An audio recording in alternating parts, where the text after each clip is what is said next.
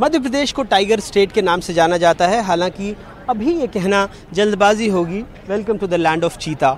लेकिन जो विशेषज्ञ हैं वन्य प्राणी, उनका कहना है एक लंबी प्रक्रिया है। प्रधानमंत्री नरेंद्र मोदी ने भी आज जब मंच से इन चीतों को अपने बाड़े में रिहा किया तो एक ख़ासी खुशी थी। वो खुद कैमरे से इनकी तस्वीरें ले रहे थे। उनके साथ मध्य प्रदेश के मुख्यमंत्री शिवराज सिंह चौहान भी मौजूद थे। इस अवसर पर उन्होंने संबोधित करते हुए कहा कि दुर्भाग्य है कि इतने सालों तक हम चीते को वापस ला नहीं पाए। और भी उन्होंने कई बातें कही कि इन चीतों के लिए ये पूरी जो भौगोलिक यहाँ के हालात हैं वो अलग हैं, इनके जो भोजन है, इनका जो वातावरण जहाँ से ये आए हैं वो अलग है, तो बहुत ध्यान रखने की ज़रूरत है। और इसीलिए यहाँ पर संभवतः प्रशासन ने चीता मित्र भी बनाए हैं जो लोगों को बताएंगे कि ख़तरनाक नहीं हैं।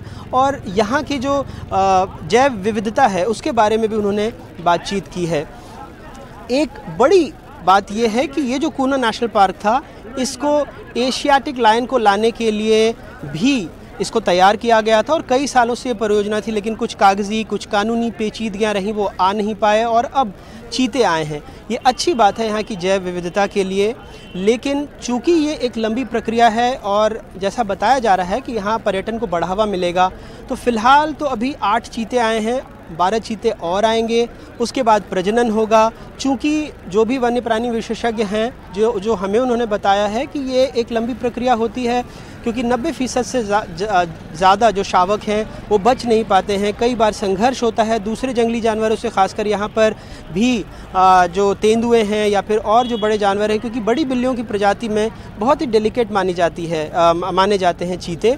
और जब ये प्रजनन होगा, फिर इनकी तादाद बढ़ेगी, उसमें से कितने बचेंगे, तो तमाम चीज़ों को देखने के लिए जो पशु विशेषज्ञ हैं, जो डॉक्टर हैं, उनका दल भी है, वो भी यहाँ पर रहेंगे।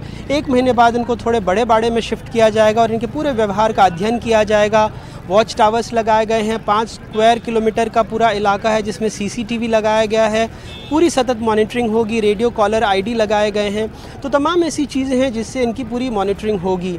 लेकिन जिस तरह से अभी फ़िलहाल बात कही जा रही है इनके शावकों को बचाने की या पूरे इलाके की प्रगति की, तो यहाँ के लोगों का ये भी सोचना था कि चूँकि कुपोषण के मामले में श्योपुर पूरे देश में बदनाम है, कई बार इसको भारत के इथियोपिया का दर्जा दिया गया है।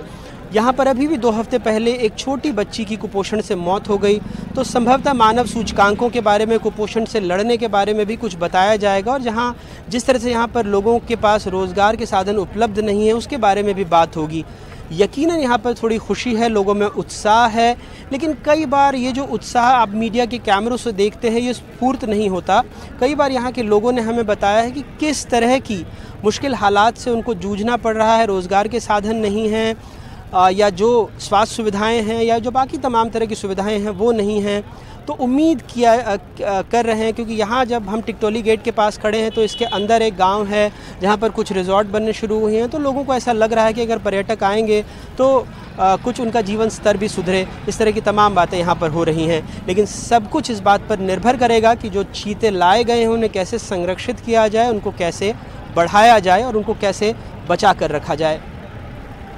पूनोपालपुर से अपने कैमरा सहयोगी रिजवान खान के साथ अनुराग द्वारी, NDTV इंडिया।